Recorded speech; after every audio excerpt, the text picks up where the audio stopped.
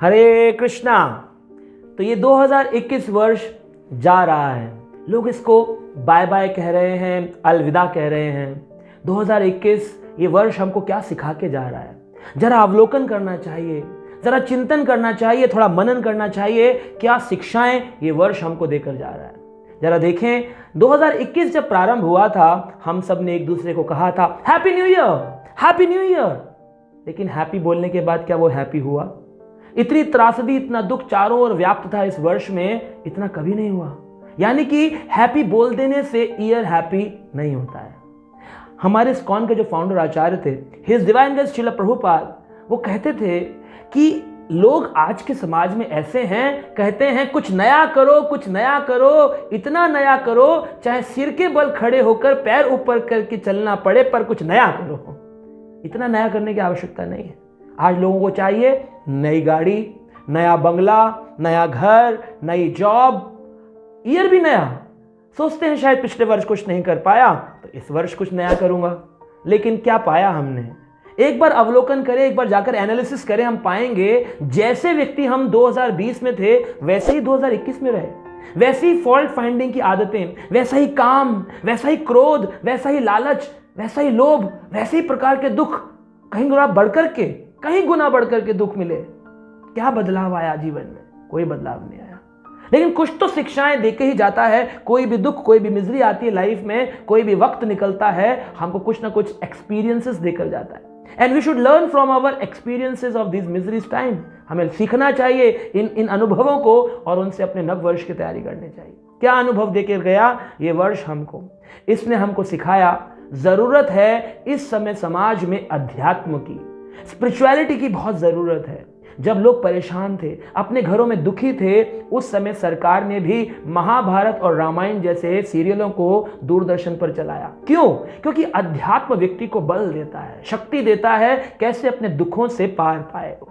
देखें, हमने इस समाज में, इस वर्ष में हमने वैदिक ज्ञान के अनुभवों को सीखा कि कितना जरूरी है गीता, महाभारत, भागवत, रामायण पढ़ना। अपने बच्चों को सिखाएं, समय निकालकर खुद पढ़ें, ऑनलाइन पढ़ें, ऑफलाइन पढ़ें, और उसकी सॉफ्ट कॉपी पढ़ें, हार्ड कॉपी पढ़ें, पर पढ़ना जरूरी है। ये वैदिक ज्ञान भारत की धरोहर है, इसको पढ़ना चाहिए। भगवत गीता जैसे शास्त्रों को पढ़ना चाहिए। क्या सीखा हमने? कि जो ये हवा है, ऑक्सीजन, इसकी वैल्यू को 2021 में जाना। क्या वैल्यू है? अगर एक व्यक्ति को 24 घंटे की मुफ्त हवा मिल रही है तो वो जानता नहीं है कि इसकी क्या वैल्यू है। लेकिन जब कोई वायरस आया और व्यक्ति बीमार पड़ गया, ऐसी अवस्था में उसको 1 घंटे के ऑक्सीजन के लिए भी हजारों लाखों रुपए खर्च करने पड़ रहे थे, और कई जगहों पर लोगों को ना मिलने पर उनके प्राण जा रहे थे।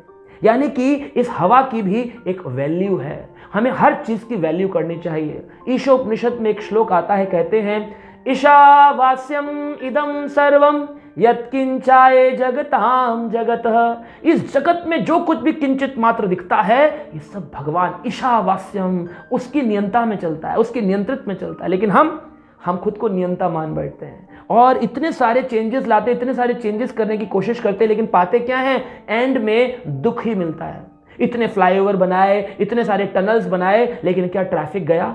इतने सारे गैजेट्स बनाए, इतने सारे मोबाइल फोन्स बनाए, क्या हमारे रिश्तों के अंदर पहले से ज्यादा मिठास आई?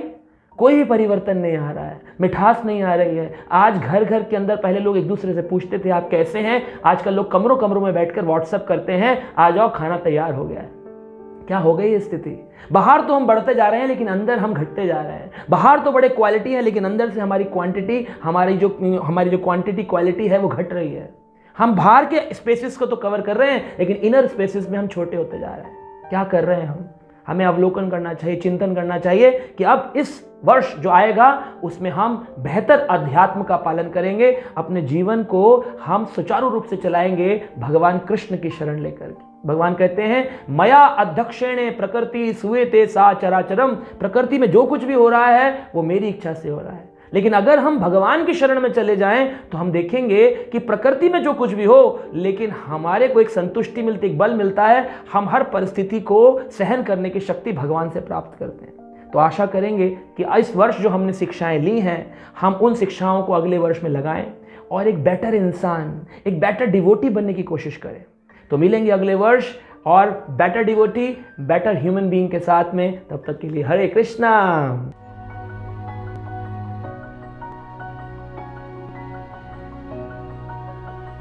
Subscribe now and press the bell icon.